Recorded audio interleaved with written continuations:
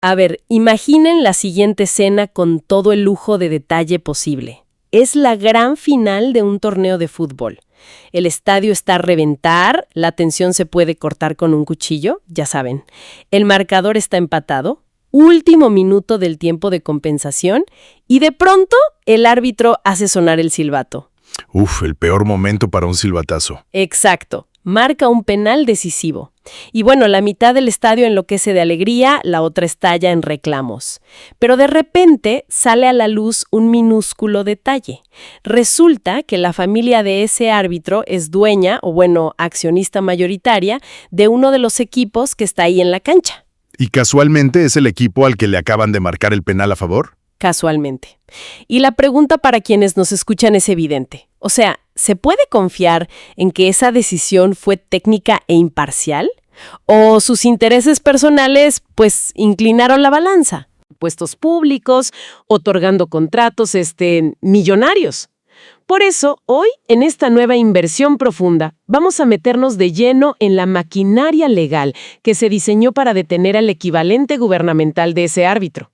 Sí, la famosa Ley General de Responsabilidades Administrativas, que suena a título de libro de texto aburrido, pero te prometo que no lo es. Vamos a diseccionar esta ley. Y nuestra misión hoy no es nada más leer un código, sino desentrañar cómo este documento define, previene y castiga esos momentos donde el interés privado intenta secuestrar al público. Y es un análisis fundamental porque, para dar un poquito de contexto antes de sumergirnos en lo técnico, esta ley distribuye competencias en todos los niveles de gobierno, federal, estatal, municipal. No es un manual de sugerencias éticas para burócratas. Claro, no es un decálogo de buenas intenciones. Exacto. Establece principios rectores muy rígidos: austeridad, disciplina, legalidad, honestidad, lealtad. Todo el andamiaje legal que vamos a ver hoy es la traducción literal de estos principios a mecanismos de control reales. A ver, vamos a desempacar esto, porque sinceramente, pues palabras como honestidad o lealtad suenan fantástico, ¿no? En un discurso de campaña son generales, pero en la práctica son conceptos muy resbaladizos. Totalmente. ¿Cómo aterriza la ley un ideal tan abstracto en el día a día? O sea, si hablamos de un conflicto de interés, estamos hablando del clásico soborno del maletín lleno de efectivo debajo de la mesa, porque asumo que la corrupción hoy es mucho más sofisticada. Lo fascinante aquí es que la ley entiende esa sofisticación. Va muchísimo más allá del soborno transaccional. La definición exacta que da la ley es, y cito, la posible afectación del desempeño imparcial y objetivo de las funciones de un servidor en razón de intereses personales, familiares o de negocios. A ver, detente ahí. Dijiste la posible afectación. Ajá. La palabra clave es posible. O sea que no se necesita probar que el funcionario efectivamente se robó el dinero. La simple posibilidad de que su juicio se nuble ya es motivo de sanción. Exactamente. Es un enfoque de prevención sistémica. O sea, no puedes esperar a que el puente se caiga porque usaron cemento barato de la empresa del primo del director. La ley castiga la posición de vulnerabilidad. Órale. Te pongo un ejemplo clarísimo de la ley. El uso indebido de información privilegiada. Hace cuenta que un funcionario de planeación urbana tiene acceso a planos secretos de donde van a construir un aeropuerto en 3 años. Uy, un clásico. Y esa información no es pública. Exacto. Y si ese servidor o alguien de su círculo usa ese conocimiento para ir a comprar terrenos agrícolas súper baratos, sabiendo que van a valer 10 veces más, está cometiendo una falta gravísima. No sacó dinero de la caja del gobierno, pero obtuvo un beneficio privado. Haz de cuenta que es sentarse a jugar póker y ser el único que le ve las cartas al croupier. La ventaja es totalmente fraudulenta. Tal cual. Ahora, mencionaste ahorita intereses familiares. Y creo que ese es el elefante en la habitación. Históricamente el nepotismo en este país es un tema. Pero a ver, voy a jugar al abogado del diablo un segundo. Adelante. El servicio público requiere mucha confianza. ¿Qué pasa si yo soy directora de una dependencia y tengo un hermano o una prima que genuinamente es la persona más brillante y calificada de todo el país para un puesto técnico? Pues la ley asume una postura súper dura frente a eso. Prohíbe el nepotismo de tajo. Es una falta valerse de tu cargo para contratar o influir en que contraten a parientes hasta el 4º grado de consanguinidad. Espera, ¿cuarto grado? Eso es muchísimo, ¿no? Estamos hablando de llegar hasta los primos hermanos y tíos abuelos, e incluye la afinidad hasta el segundo grado, o sea, cuñados, suegros. La lógica aquí no es dudar del talento individual de tu prima brillante. Claro, no es contra ella. No, es evitar la formación de estas dinastías burocráticas y redes de complicidad. Porque seamos honestos, un hermano no va a auditar objetivamente el trabajo del otro hermano. El riesgo para la sociedad es demasiado alto. Sí, el sistema asume que la lealtad de la comida familiar del domingo le va a ganar a la lealtad institucional.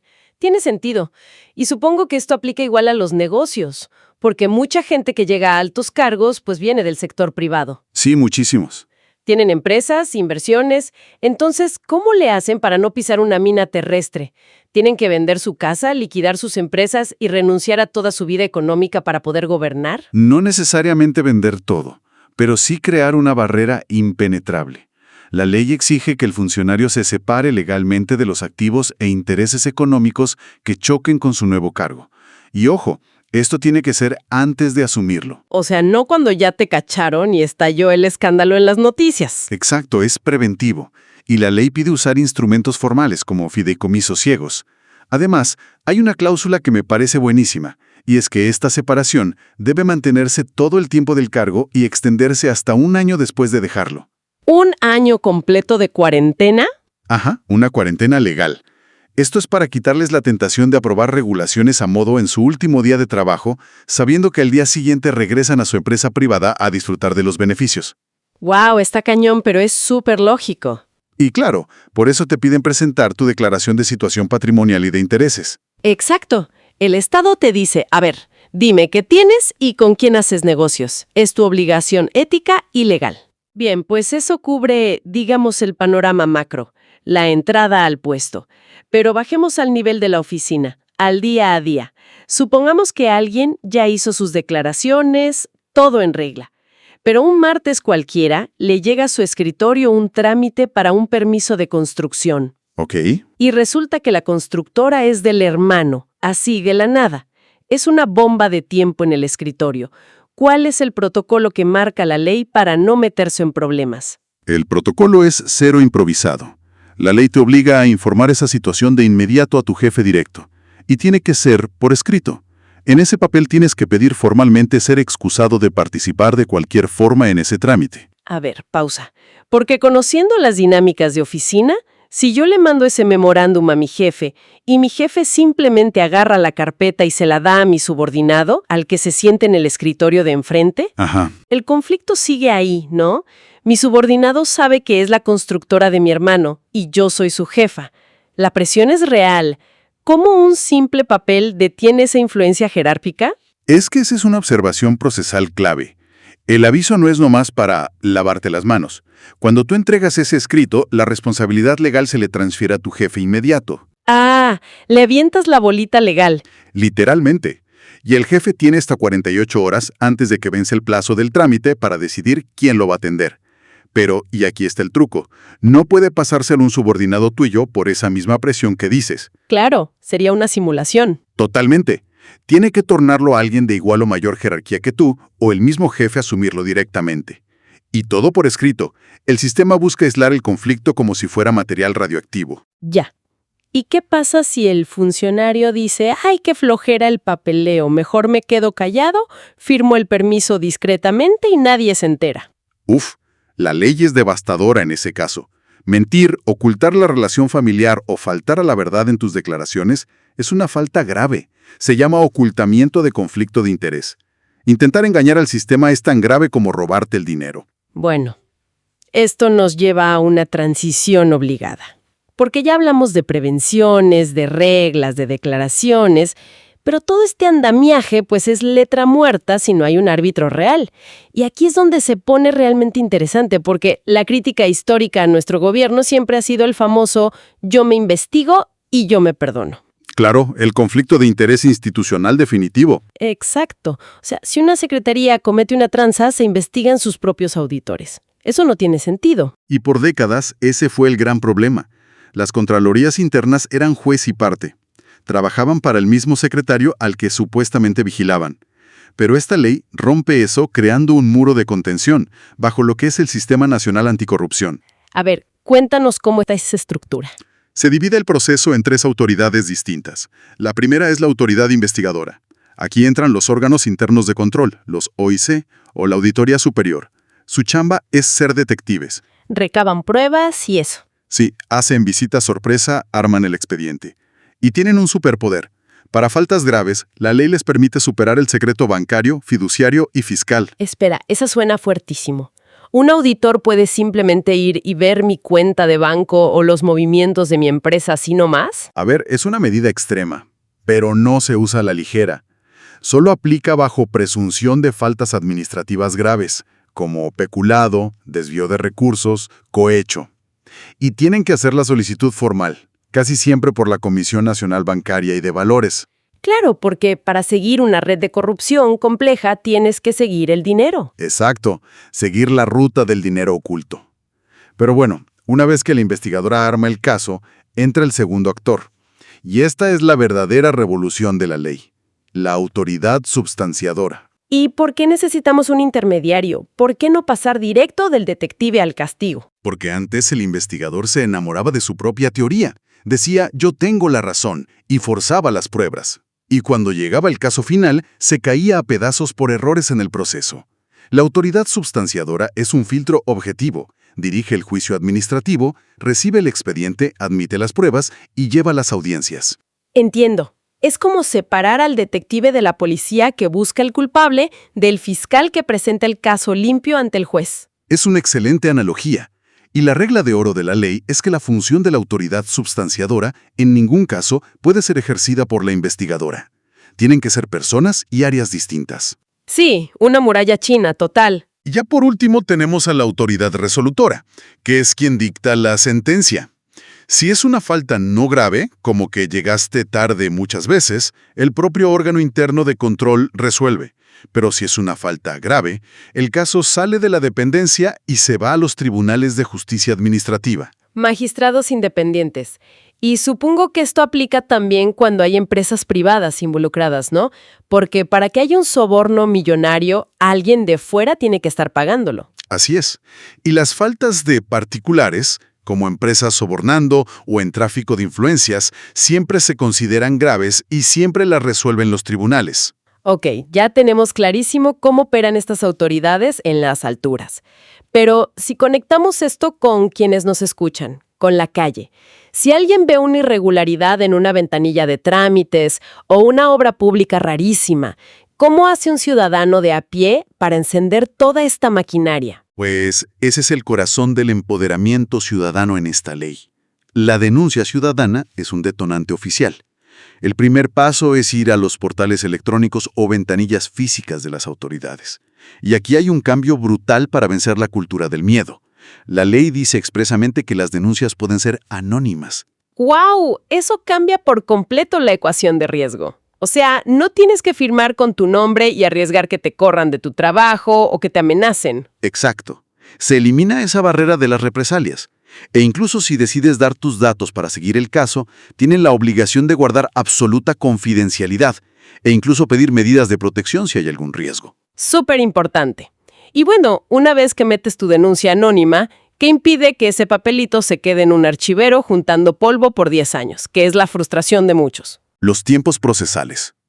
Si la investigadora halla elementos, crea un documento clave que se llama IPRA. El Informe de Presunta Responsabilidad Administrativa. El IPRA. ¿Ok? Es como el plano arquitectónico de la acusación. Y cuando la autoridad substanciadora admite este IPRA, pasa algo mágico en términos legales. Se congela el reloj de la prescripción. Ah, buenísimo. O sea, le ponen pausa al tiempo límite para castigar. Exactamente. Nadie puede apostarle a que su caso caduque no más atrasando los trámites burocráticos. No pueden usar el calendario como su abogado defensor. Me encampa. Y de ahí me imagino que vienen las audiencias y el juicio, ¿no? Sí, se llama emplazamiento. Citan al presunto responsable, le dan copias de las pruebas, le recuerdan que tiene derecho a no declarar contra sí mismo y a llevar un abogado. Y al final, la autoridad resolutora emite el fallo valorando las pruebas bajo 3 principios que marca la ley: lógica, sana crítica y experiencia. A ver, detengámonos un segundito ahí. Porque sana crítica y experiencia suena increíblemente subjetivo. ¿Cómo usa un magistrado su experiencia sin que parezca que nomás está dando su opinión personal? Es un concepto jurídico súper interesante. No es que el juez decida por pura intuición o capricho. Tiene que explicar argumentativamente, paso a paso, por qué una prueba demuestra la intención de ocultar el conflicto. Tiene que aplicar la lógica, conocimientos científicos o reglas del comportamiento humano. Ya, o sea, tiene que escribir el razonamiento deductivo de cómo llegó a esa conclusión. Exacto. No se puede sacar la sentencia de la manga. Y bueno, asumiendo que el razonamiento resulta en que la persona es culpable, ¿a qué se enfrentan? ¿Cuáles son las consecuencias reales de cruzar esa línea ética? Para los servidores públicos van desde suspensiones temporales, que los corran del trabajo, multas económicas fuertes para reparar el daño, hasta inhabilitaciones altísimas para no volver a trabajar en el gobierno. Pero donde se pone rudo es con las empresas privadas. Porque, a ver, para un corporativo gigante, pagar una multa por sobornar a veces lo ven como un gasto operativo más. Ya lo tienen presupuestado. Por eso mismo la ley guarda el castigo máximo. Además de multas colosales, los tribunales pueden ordenar la disolución de la sociedad. Literalmente la pena de muerte corporativa. Literal, si la empresa se creó solo para transar o su estructura es un fraude sistémico, el tribunal la liquida. Pierde su registro, venden sus activos y deja de existir. Por eso ahora las empresas tienen tanto pánico y meten controles internos súper estrictos de compliance. Claro. El riesgo ya no es una multita, es que tu negocio desaparezca de la faz de la tierra. ¿Qué nivel de disuasión? Está fuerte. Pues haciendo un recuento rápido y súper digerible de todo esto, creo que queda claro que la ley no es solo una lista de valores morales. Construye un muro quirúrgico con el IPRA, con las autoridades separadas, para evitar que lo privado se coma a lo público. Y lo más vital, le da a cualquier persona la llave para denunciar de forma segura y anónima. Sí, y fíjate que esto nos lleva a un pensamiento final muy provocador para cerrar. A ver. Todo este andamiaje robusto ya existe. Y, de hecho, la ley también creó la Plataforma Digital Nacional. Cierto. Que es este registro inmenso en Internet donde terminan todas las declaraciones de los funcionarios, su evolución patrimonial, las listas de inhabilitados. Está ahí, centralizado. Básicamente un reflector público gigante. Exacto. Entonces la pregunta es, si la ley ya creó este marco, si las herramientas para auditar a quienes nos gobiernan están literalmente a un par de clics de distancia en tu celular, ¿el verdadero reto actual sigue siendo la corrupción institucional y la opacidad? ¿O nuestro mayor obstáculo hoy es la apatía ciudadana para usar este enorme poder de vigilancia que ya nos dieron? Es una reflexión durísima, porque nos regresa al estadio de fútbol del principio. Si vemos al árbitro marcando un penal inventado a favor de su equipo, y sabemos que tenemos el reglamento, el micrófono y el botón para detener el partido sin que nos pase nada, el hecho de que el juego siga con trampa ya no es solo culpa del árbitro. Quizás empieza a ser responsabilidad de toda la tribuna que decide quedarse callada y no más ver pasar el tiempo. Definitivamente algo para quienes nos escuchan se lo lleven de tarea y lo mediten un buen rato. Muchas gracias por acompañarnos en esta inmersión profunda.